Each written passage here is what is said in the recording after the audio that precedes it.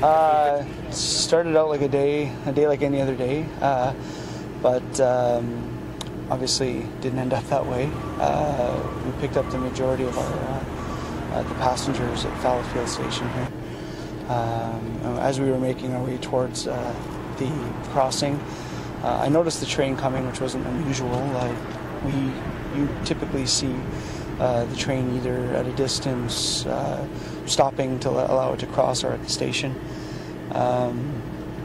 I saw the train. I realized as well that the bus wasn't slowing down, but didn't compute right away that we were actually going to hit the train until people started to react. It was at that point that I realized we were actually going to hit the train.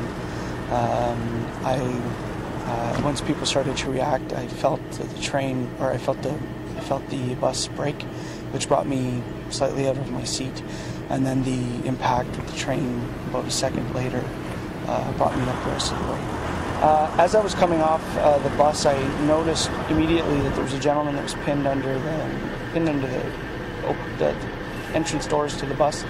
His head and chest were outside of the bus on the ground, and his torso was up, kind of still in the bus.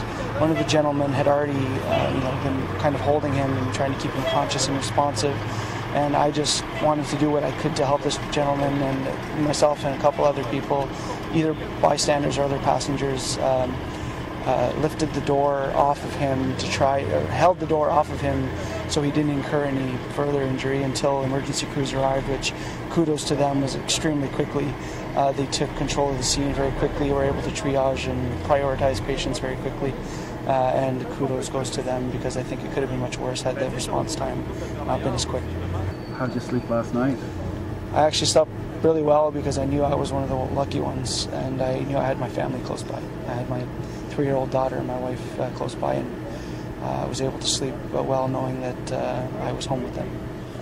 I feel safe on the bus, and I have no intention of stopping to use the bus to go downtown. I think it's a safe mode of transportation. I have every confidence in the drivers that drive the bus. This was just an unfortunate tragedy and an accident, and my thoughts and prayers are obviously with the people that weren't as lucky as me.